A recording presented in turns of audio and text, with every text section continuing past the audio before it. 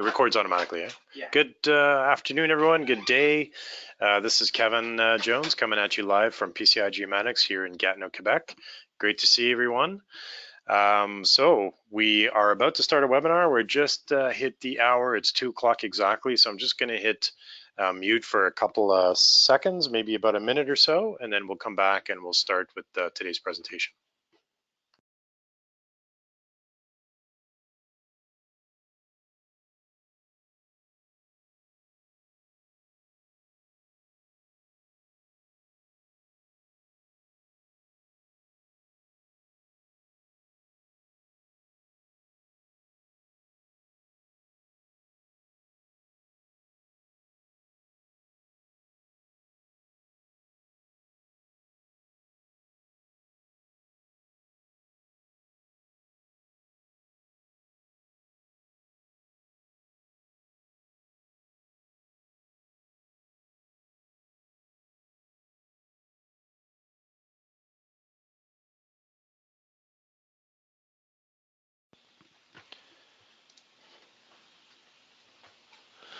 All right, let's get started. So today's webinar is on ADS pushbroom processing and applications. So ADS 100, which is actually a data set that we are processing that we've been able to obtain from the Ontario Ministry of Natural Resources and Forestry. So that's going to be the focus. If you saw the promo video, you see we actually traveled to the location where the imagery was taken, and it was actually collected in 2014. So we're really excited. We were there in person, we processed the data, and we're excited to show you the results today. So let's get started. So what we want to do, just a quick overview here, we want to give you a presentation on the ADS 100 sensor itself. We're then going to walk you through, for those of you who are not in Canada or in Ontario, my apologies in advance, but we do want to spend some time explaining how it is that you can order imagery from the Ontario Ministry of Natural Resources and Forestry, because there's pretty cool things that you can do with the free data that's available, but also with some of the higher level products that you can order from them for a fee. We're going to be showing you GXL, which is the software that we use to process this data in this case, and we're actually going to get into GXL. We're going to show you the interface and kind of give you a quick rundown on how that works. And then there's going to be some live demonstrations kind of showing you some of the results, some of the processing results in terms of the DSMs that we're able to extract at 1:1 resolution, the ortho images and the mosaics. We've also done a few kind of small applications. So joining me on the call or on the webinar is Jason Flatt. He's standing by. And we will just introduce ourselves really quickly. So essentially myself on the left, Kevin Jones, Director of Marketing. I've been with PCI for a number of years. And to the right is Jason Flatt, who's standing by. Jason is one of our technical solutions specialists. So he has expertise in using our Geomatica software, our GXL software, and he's going to be walking you through how to take ADS 100 imagery and run it through our software to produce some really great results. Just some logistics on the webinar. The lines are muted automatically so that you can, if you're in a room with other people, you can keep talking, you can discuss the presentation that you're looking at. You can type questions in the questions panel throughout the presentation. No worries if you've thought of something and you want to ask it now, don't wait till the end, ask your questions throughout the webinar. You can raise your hand if you want to speak to us. Maybe during the Q&A, we can unmute your line. You have to be at a computer that has audio set up. And we are recording the session, as I mentioned. We will be sending a link around. So if you want to review it, by all means. So a few quick words on PCI, our company, and our basically our offering, like what it is that PCI does and what we offer. So PCI basically is a Canadian remote sensing company. We've been around since 1982. It's our 37th year in operation. And we, today, I would describe, have a platform called the PCI Geomatica platform. And that platform enables our customers to work with imagery that's of varying types of imagery. It could be aerial, it could be satellite optical, it could be radar, it could be UAV potentially. And Essentially, what customers do is they work either with a few images, maybe doing some advanced analysis in Geomatica, or if they have higher volume production projects that they want to work on, then they can use our GXL system. So it's a bit of a continuum. If you're working with kind of smaller data sets, you can work with Geomatica, larger data sets, GXL. Everything actually is interoperable, and it scales nicely. So if you start with a few images and you're basically developing a workflow or doing some science around solving a particular problem, you can scale that up either within Geomatica by using Python, or you can really scale it up big time using GXL, which is a system that has load balancing and automation built in. So in a nutshell, PCI, we've been developing remote sensing image processing software for 37 years. We have over 600 algorithms available in our toolkit, and we make them available for use throughout the platform as described on the slide. I just want to walk you through a few details on the ADS sensor. So we actually spoke to Leica Geosystems, which is part of Hexagon Group. Before this webinar, we had a meeting with them a couple of weeks back, and they passed on this information. So we're by no means the experts on ADS sensor, that's Leica Geosystems, but I thought we would show a few slides about their sensor system. So this is actually the sensor that was used to collect the data over Ontario. So the data that we're going to be showing you was procured through a contractor by the Ministry of Forestry, Ministry of Natural Resources and Forestry, and that contractor actually used the ADS 100 sensor system. So here it is. It's essentially what's known as a pushbroom sensor. So this is technology that was developed for satellites because satellites are basically perfect for pushbroom imaging. They can scan a long track as they're traveling and orbiting around the Earth and collecting imagery. And so this technology was adapted by Leica, quite innovative at the time, with the initial cameras ADS 40 and then ADS 80 and now ADS 100. And this is basically a pushbroom scanner. So there's 3 different arrays that are collecting data simultaneously. It collects a forward view, a backward view, and a nadir view, all in the same camera, and it's collecting basically stereo triplets in a coincident fashion as it's passing through and collecting data. So the beauty of this system is you can collect big, long strips of data. In the case of Ontario, the strips are somewhere in the neighborhood of 70 to 85 kilometers long by about 3.7 kilometers wide.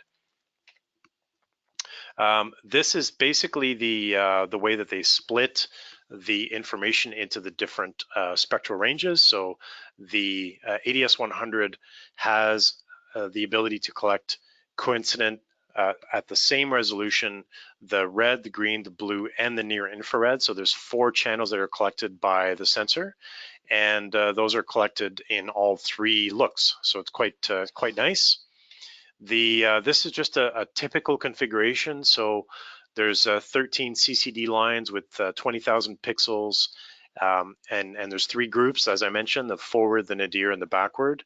And over on the right, if we just spend a couple of moments looking at that, this would be like a typical scenario. So if you're flying at 1254 above ground level, that produces a swath that's about 2 kilometers wide, and the ground sample distance or the resolution is about 10 centimeters. So in the case of the Ontario data, the ones that we've been working on, the resolution is 20 centimeters, which would basically mean double all the other numbers. So elevation would be roughly 2,400 above ground level, and the swath width is about 4 kilometers wide. It's just under that, it's about 3.7.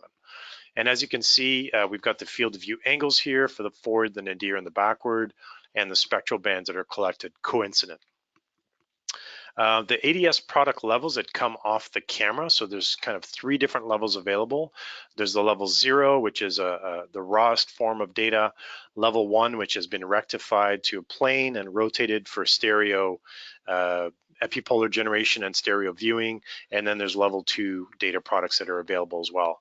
So PCI, we've developed technology specifically for ADS to handle these different levels, specifically level 0 and level 1. And Jason's going to get into a little bit more detail on that, but suffice it to say that we've been developing technology for the last few years to support this camera sensor and can handle the level 0 and the level 1 data.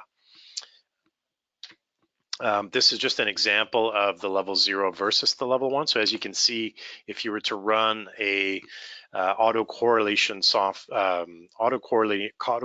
algorithm on the level 0 data on the left, then there's artifacts in the data. So the level 1 data, which is either supplied at that level or we can bring it to this level within our GXL system, that data is suitable for producing epipolar images and then running our autocorrelation algorithms on those images.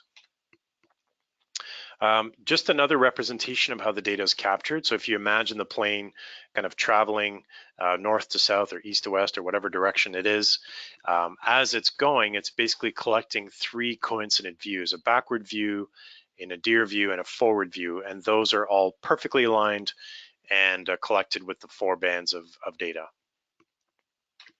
And so, of course, that produces stereo triplets. And the advantage with the, as ADS was developed kind of at the beginning of the digital aerial photogrammetry newest revolution, I guess, then this would have been quite a big advancement as compared to analog camera. So analog camera is the way to achieve stereo, as you all probably know, and even with digital frame cameras, is to collect imagery with a lot of forward overlap and sufficient side overlap in order to get enough imagery so that you can produce good quality stereo elevation models.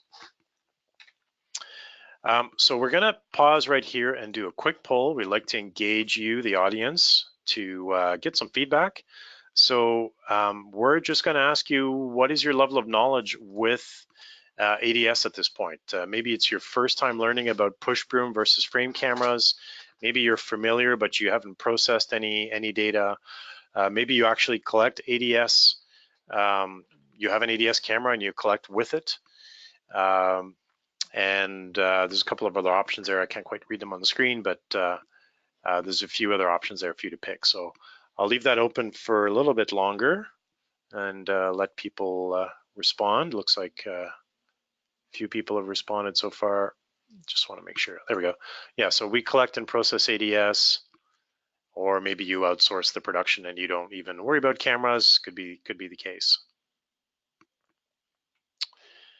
All right, I'm going to close that down in just 3 seconds here. And I'll just share the results. So it looks like most people who are here are kind of learning about ADS for the first time. So that's pretty interesting. I'm sure the folks over at Leica will be happy about that.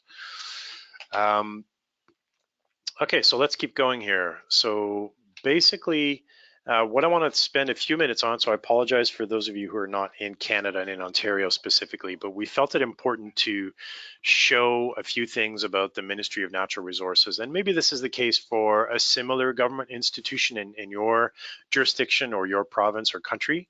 But typically data is collected and then it's made available either as a processed result or processed product, which is the case in Ontario, or you can actually get access to the raw data. So the whole idea here is you can typically use the existing data that's made available, or you could get back to the raw data and then you could run it through a software package like GXL, like PCI, and then you could generate your own products. So we'll show you kind of some advantages of doing that. But we thought we'd walk you through how it works here in Canada, or in Ontario specifically. So these are coverage maps published by the Government of Ontario. And on the left, what you see is the last round of province, basically large coverages over the key areas in the province. And you can see that there's the DRAPE 2014, which is actually the data set that we're going to be working on. There's the Algonquin, Scoop, the GTA, the Swoop, the Central Ontario, and then the Northwestern Ontario. So those are all the coverages that are available today. You can actually get access to all of these. And then the government actually proactively is collecting new data sets on a regular basis, and they're trying to do it every sort of 4 years or so. So the refresh is good. So over on the right is the planned coverage. And as you can see, the DRAPE 2019 is probably being collected right now.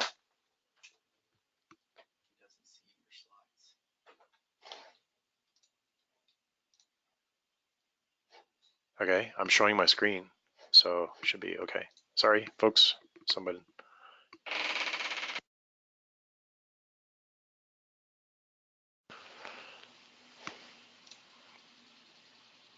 Okie doke. Hide. Oh, sorry about that, folks. I'd forgotten to close the poll there, so sorry about that. You probably missed the last few slides, but you didn't miss much. Just talking about the coverage maps for Ontario. So as I was talking, on the left is the current coverage that's available, and on the right is the planned coverage going forward. So the Ministry of Ontario actually makes data available for free. There's a process for obtaining it, but I thought I would walk you through how that works. So they actually have obtained the data from the vendor for their use and for distribution within the partner organizations, and they also make it available through the service called Land Information Ontario.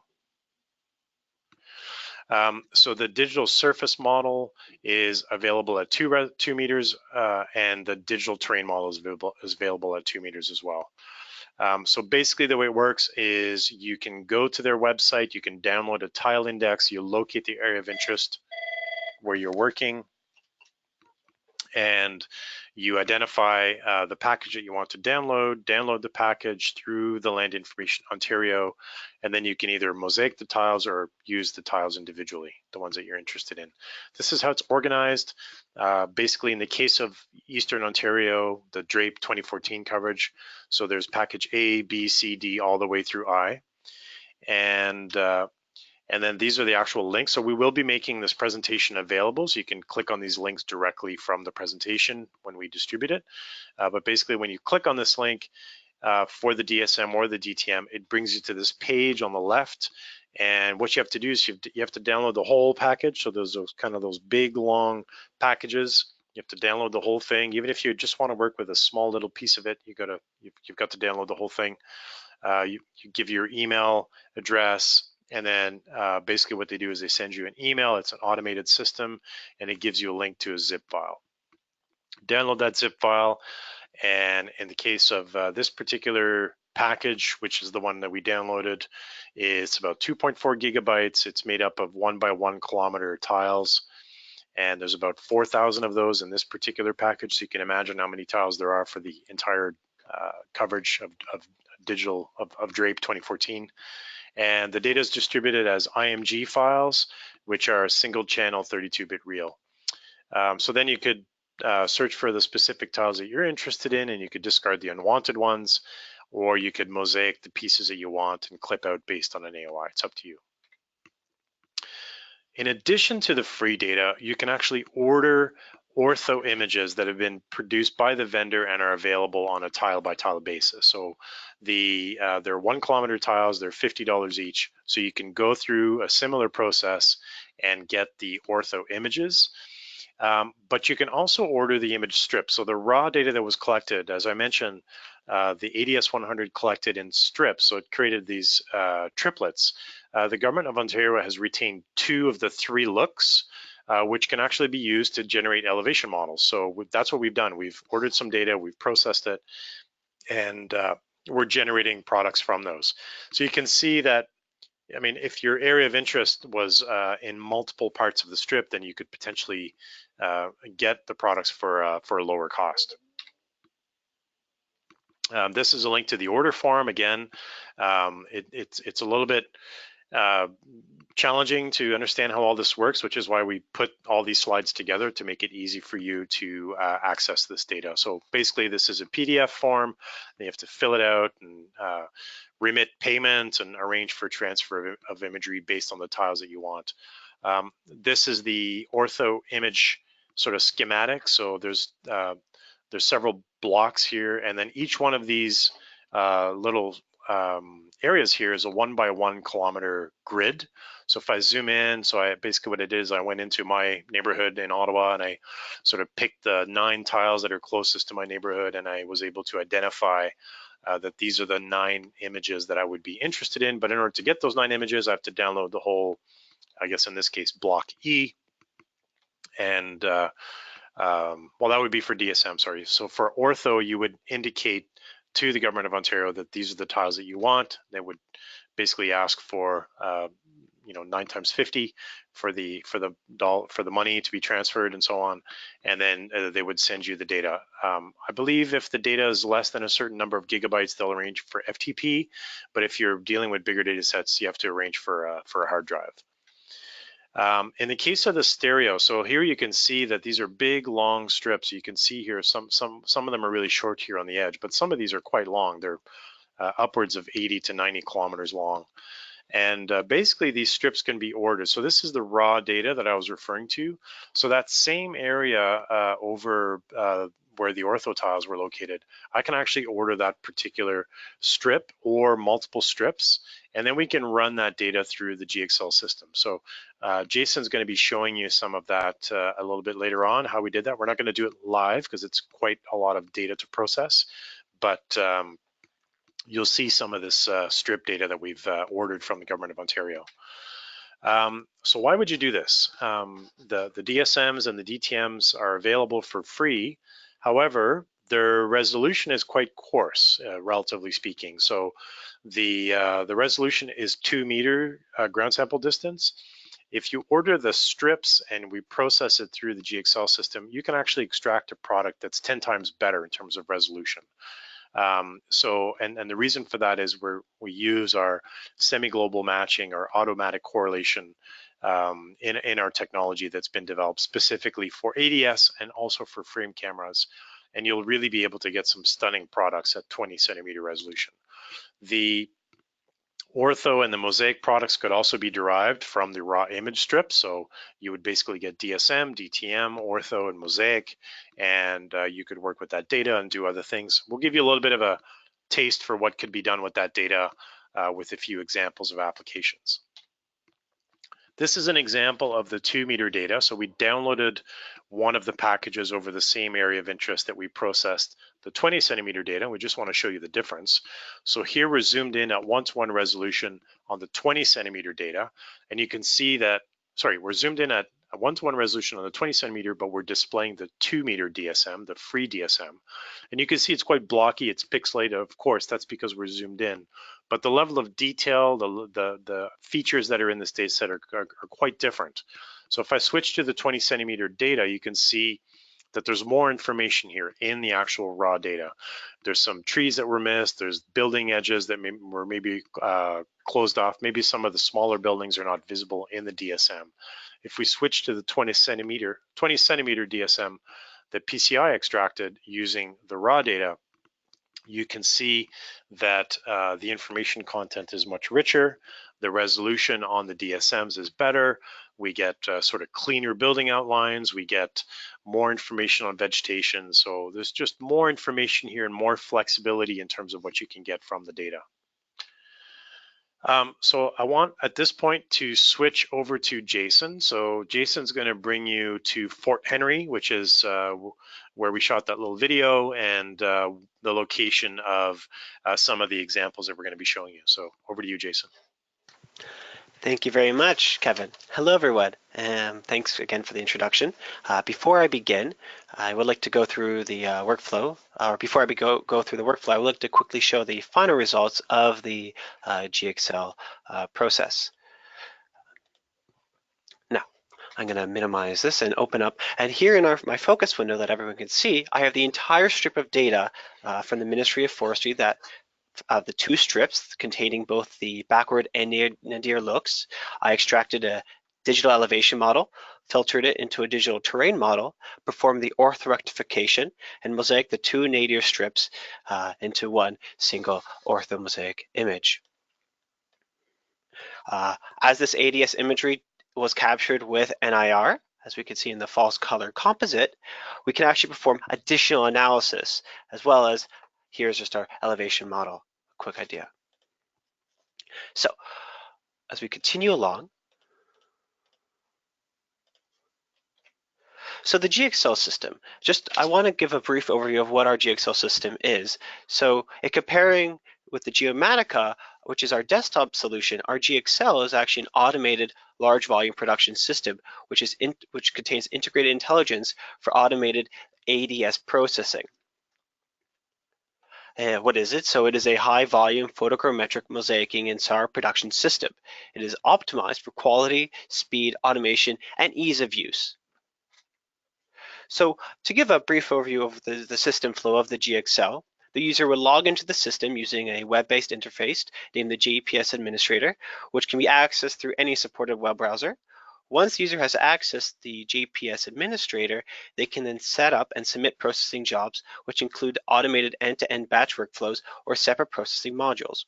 Once the user submits a processing request, the information is then sent to a controller and stored in the system's database.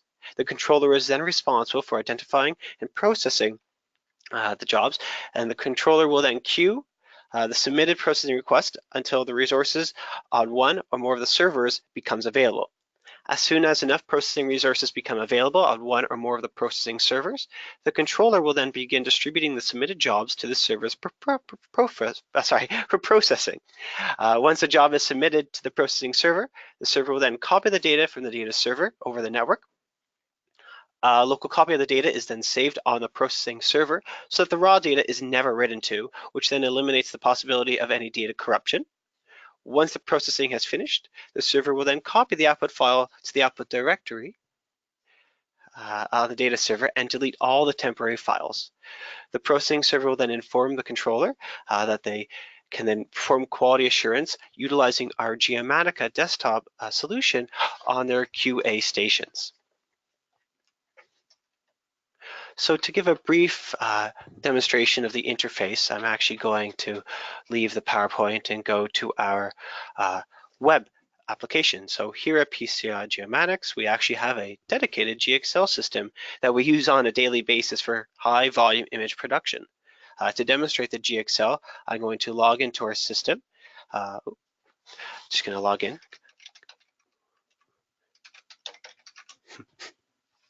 And the web portal is then located on a local server, which enables me to perform this high volume processing on a separate machine without slowing down any of my localized processing. So here we have a list of jobs that I have recently run. This table will track, provide access to all of our batch processing projects. If I open up the processing server window, here, as mentioned previously by Kevin and myself, the GXL leverages multiple servers that take on work with automatic load balancing. If I want to process lots of data, the system will then portion the jobs based on the server availability.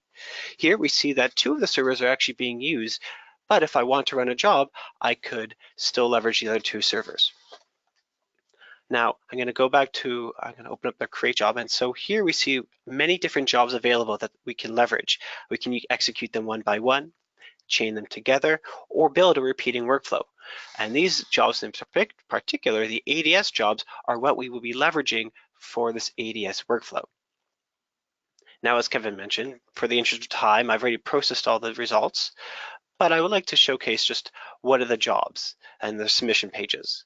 Here we see a number of different inputs for the ADS ingest step, the scene folder, which contains all of our ADS imagery that we downloaded from the Ministry of Resources and Forestry, an output location on another server, so our output data, where we're going to continue processing. Also all the looks, depending on the ADS data we're working with, we may use all, so the nadir, the forward and the backward, or just 2 looks or 1 look.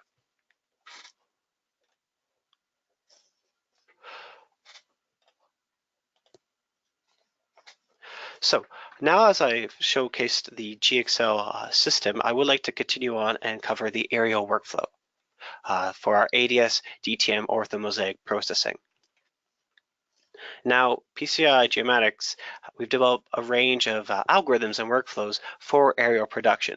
We spend a lot of time to streamline the workflows to not only improve the speed with which products are generated, but also to enable the user the control of the quality of the products that are coming out. One of the key pieces of technology that we've made available recently is our new DM extraction called semi-global matching. As aerial collection techniques are acquiring imagery at higher and higher resolutions, we've actually developed technology that enables us to extract elevation models at one-to-one resolution. So if you have an aerial data set with a strong aerial triangulation, you can then extract a DSM at the same native resolution of the data. So for commonly observed workflows, in terms of actual workflows, we've spent a lot of time with our customers around the world looking at what they were doing and what are the technologies that they were employing. And typically, they don't use just one, they didn't, or they used to use not only one specific package, but actually multiple packages to do aerial production. And it's very common for either an external elevation model, a DEM, or a DM extracted from the stereo overlap within the data to be used. This DM is then used to generate the ortho images, which will then be inspected to see if there's any distortions that are due to any problem areas in the elevation models. There, the user will then go back to the DEM, perform their edits, regenerate their orthos, and go through the first cycle until they reach a level where they're actually happy with the quality of their products. Then they'll move to the next step, which is mosaicing, and they will then inspect the initial cut lines and color balancing, and then do additional edits on the cut lines and change the radiometry to produce a blended data set. And this is done through a whole cycle of QA, utilizing external tools as well, such as Datum for DM editing or Photoshop to edit the mosaic. But these could slow you down as you have to exit your whole workflow and go to a whole other system. So what we offer is a PCI aerial workflow. And this is our standard aerial workflow. And although the ADS workflow does contain a number of custom steps and tools, the general workflow is the same. So over the last few years, we've developed a number of technologies for streamlined workflows. The difference being that the users do not need to exit or rework their data sets or regenerate any products, as mentioned before. So our whole philosophy for this aerial production tool is to dynamically render what the final product will look like to the user, so they can make edits on the fly to the DEM or to the color balancing before they actually generate their end products. So this will then save them time and allow them to achieve better quality results. So we see in the first animated window on the left, we see our ortho preview tool, where the user can render what the overlapping orthos will actually look like based upon the DEM. Dynamically, the edits they make will also be represented in this ortho preview. The next window, with color balancing, we can edit cut lines, drop dodging points to adjust brightness, contrast, even adjust specific colors to make everything blend as well as possible before we actually generate the final end mosaic product. And of course, for final touch-ups, this may be where users could leverage Photoshop, but instead we can stay within our own environment and do things like reestablish contrast in saturated areas, like this building, for instance, which has a lot of bright responses in the RGB and it's saturated. So we can sample the statistics, retain the nice color balance within the external area, but improve the contrast of the building. So a few things that are different, as I mentioned, is with the ADS workflow is the level 1 and level 0 conversion. So as Kevin mentioned, ADS comes in several different formats or levels. And with level 1, we actually don't perform aerial triangulation due to the distortions, but we can convert the level 0 into level 1 to enable us to perform the aerial triangulation and DM extraction from the data. We can then ingest all of our ADS imagery into the GXL system, and our GXL can utilize recursive searching techniques to identify all of the .sup control files in your data set. With tie point collection refinement, this is to improve the overall aerial triangulation of the model, and this is a two-step process. If you have multiple flight lines, tie points will be collected between the nadir overlapping images, and then tie points are collected between the different looks, between nadir and their forward and backward images. We can then perform DM extraction of the ADS imagery, which will extract a digital surface model also providing automatic filtering into the digital terrain model, and the user can then perform their own quality assurance or QA utilizing our DM editing tools to assess the ortho products before ortho rectification actually occurs. So as mentioned with our semi-global matching, just a few notes about our SGM extraction technology. It's meant for detail and accuracy and the speed compared to speed. It's meant for working with very high resolution imagery in areas that are complex terrains with high reliefs. And of course, the end product is a digital surface model that can be used for further analysis. So for filtering our digital surface model into digital terrain model, we have a number of different options. Either A, we can do it in the GXL system itself, or we can leverage our live DM editor tool in our Geomatica system. Because we're working with, in the GXL workflow, we leverage both the GXL system, but also for QA, we leverage the Geomatica system.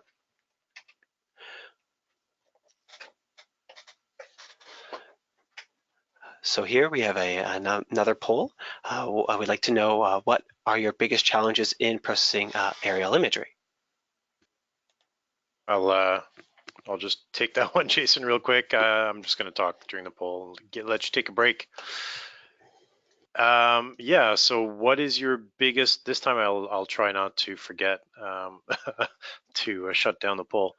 So what is your biggest challenge in processing aerial imagery? Maybe it's using several tools and you feel that your workflow is inefficient. Maybe processing time is too slow. Consistent level of quality is a problem. Doing manual touch-ups, that's a potentially very costly thing as well in terms of labor and inability to produce true ortho products. We're not talking about true ortho today, but it is a technique that we'll be showing a little bit later on this year that can be done with our technology, but it requires the data to be flown a certain way with a high amount of overlap. So not the focus of today's presentation, but certainly something that could be done with our technology as well. So I'm just going to leave that open for, let's say, 3 more seconds and shut it down. I'm going to close it out, share the results really quick, and then I'm going to hide it and hand it back to Jason once again.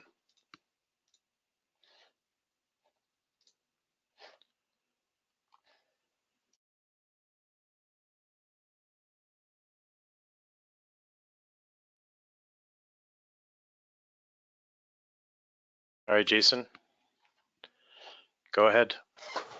Wonderful. Hello again, everyone. So next I'd like to talk a little about applications that we can leverage with our ortho mosaic product and our elevation model.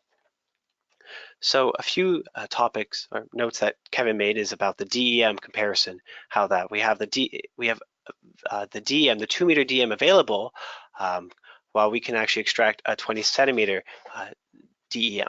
So here I've actually performed a change detection and analysis to identify the differences between the 20 centimeter and the 2 meter DEM.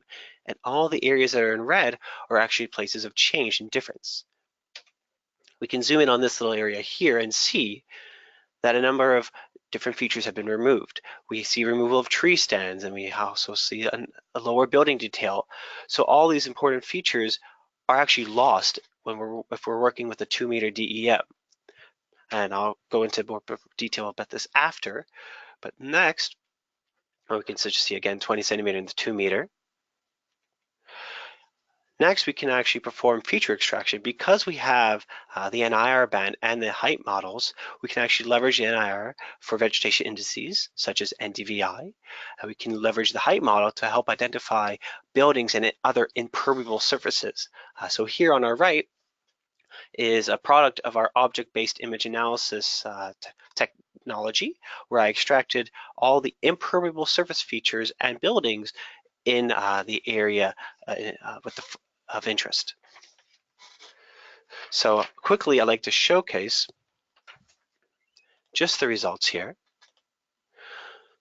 And this little area of interest here is our 20 centimeter DSM, and then our 2 meter DM, and I can zoom in. I'm going to put up the change detection, and we can see that all these red areas are areas of change and difference. So in the 2 meter, this forest stand is quite different compared to our 20 centimeter DSM. And then next we can look at our feature extraction. And here, because we have our height model, our DSM and DTM, I was able to generate a normalized height model, which would set all the ground surfaces to 0, so that I can actually identify the heights of all the unique buildings. And since we have NIR, I was able to perform an NDVI analysis just to help identify what is vegetation and what's not. And utilizing our object analyst, which is in our analysis dropdown, which performs a object-based image analysis, a number of different operations. We can do supervised classification, unsupervised classification, which segments the entire image based upon similar pixels.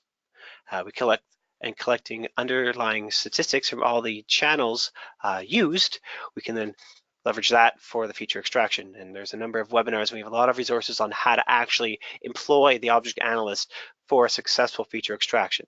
But for the interest of time, I'm not going to go into detail about this.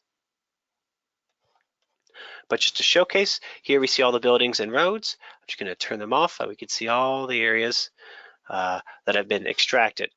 I was also able to do this for water and vegetation, and all this stuff, all this information that we extract can then be used for additional analysis, public policy making, whatever the user requires.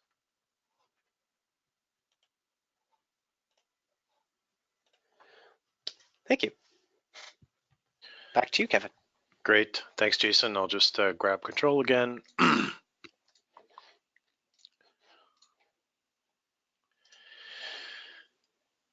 Right, so thanks for that demonstration, Jason. As hopefully you saw, we were able to produce some very nice high-resolution DSMs from the stereo data, which can be useful for lots of applications. We've had some people express interest because they're used to seeing LiDAR kind of derived elevations, and of course, if you can get the elevation to be as dense as 20 centimeters, then you're kind of approaching something that's similar to LiDAR in terms of the density of the information that can be derived. And it's data that's already available, that's already there. It just needs to be processed in a certain way so that you can derive those types of information layers. So in terms of leveraging this ADS data, we have we're proposing 3 potential options. One is you could purchase a GXL system that if you're interested in doing large amounts of processing of this data, whether it's with the Ontario data or any other ADS data sets, then we do have the GXL system available. We do lease the GXL system available, so if you need it for a specific project for a certain time duration, then we can provide the training that's required, onboarding to make you proficient through the use of the GXL system. And then a third option is if you're interested in having some ADS data processed, you can contact us. We certainly know how to order the data, and we of course can leverage our own technology to process the ADS stereo triplets, or in this case, the 2 looks, the backward and nadir, to produce the elevation data that you saw that Jason presented. Aerial image processing continues to be an area where PCI is investing quite a bit in terms of developing technology. And we really think that we're developing leading edge technology to support aerial data processing. We continue to improve our tie point and GCP collection methodologies to help with aero triangulation. The DSM extraction, not only the resolution, the ability to go one-to-one resolution, but also the speed at which you can extract products just continues to improve. The live ortho capability and the live mosaic editing, cut line editing, and dodging points and so on. Our whole philosophy to streamline the workflow and to have you as a user be more productive and to see final results before you produce them through our interface is an area where we keep tweaking, we keep making small improvements. to make sure, based on customer feedback and what we think the market would like to see us do, to make that easier and easier to use. We've got other webinars coming up on the aerial data processing. I'll mention that in a minute. If you have any questions about PCI, I suggest that you can, of course, contact us, support@pcigeomatics.com. You can head to our website. We have a number of resources available. It's a searchable, dedicated support site, so you can enter an aerial, for example, and the website will show you all of the articles related to that topic. It could be a case study, it could be a discussion on a particular topic in the discussion forum, and you could basically get some information there. But we, of course, encourage you to contact us anytime you have any questions. This is part of a webinar series. We put a lot of work to produce a high quality webinar so that we know that you're spending time with us, and we want to make sure that you are learning something valuable. So we're planning to do a couple of other webinars that are focused on aerial image processing in the very near future. So the next one is likely going to be on DSM true ortho, so using highly overlapping either pushbroom or frame camera data to be able to produce true ortho products, something that we talked about in our last webinar. And UAV processing is something that we are able to do internally with some software that we have available, and it's an area that we're planning to release some software very soon to enable our customers to process UAV data with our commercial package. I encourage you to directly book a meeting with our people like Jason. So Jason is one of our technical solutions specialists. Hopefully you got a sense of the depth with which someone like Jason can go into a technical discussion with you to help you with your specific challenge that you're having. And when it comes to working with data, it could be doing image analysis, it could be doing image correction, it could be automating a workflow with Python, something like that. If you're interested to book a meeting, we welcome that. Just send us an email and we'd be happy to do that. We are going to turn our attention now to Q&A. So we'll open up the questions panel and see what type of questions we got. And if you have questions now, by all means, you can add them.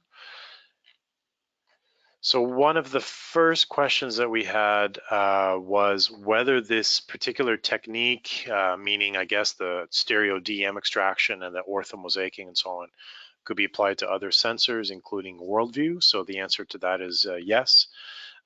We support a number of different sensors. We actually have a web page, there's a specific page on our website where you can look at the sensor support and what products we, I'll just quickly do a search here. Sensor, there it is, there's the page there. So basically this page lists whether you can, for all the different sensors, whether it's a satellite optical sensor, whether it's a radar sensor or an aerial sensor, whether we can open the imagery, whether we can orthorectify it, pen sharpen it if it's applicable, extract a DM, perform atmospheric correction, etc. So it's kind of a nice resource that you can quickly go to. And as you can see, there's quite a few sensors that we support for a multitude of workflows. Let me just go back to the questions panel. So we had a question about the, sorry, let me just go through here. It was a question related to the use of the GXL, where can it be deployed? So some people often ask, you know, are you selling like IT infrastructure along with the GXL, or is it the software? Where do I install the software? So the GXL system is just that. It is more of a system than a desktop application. So it requires configuration. It requires installation on a particular set of IT. It's not terribly complicated. We have user guides and can help people. But normally what we do is we work with customers to assess kind of what throughput they're looking to get, and then make a recommendation as to what type of architecture to build. So what type of data server, what type of processing server, what type of machines to be using, and so on. And then, you know, based on how fast things need to go, then you procure the hardware. We don't sell the hardware, and then we would install the GXL system together with you to be able to then process data.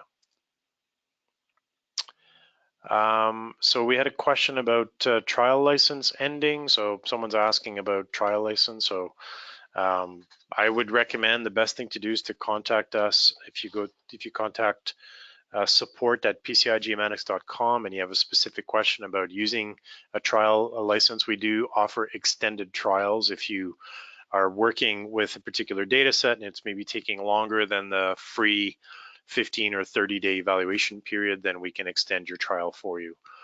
But you probably need to get in touch with us to do that.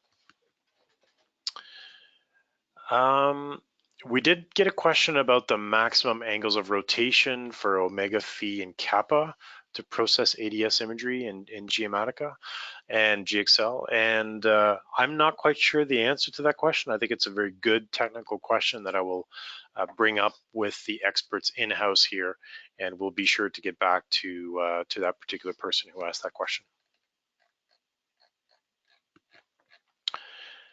Okay, well, that's probably it in terms of the questions. We want to thank you once again for spending the last 45 minutes with us. We really appreciate it. We hope you learned something. If you have any comments or questions, be sure to contact us, marketing@PCIGeomatics.com. Thanks, Jason, for the webinar demonstration, and we'll see you all soon.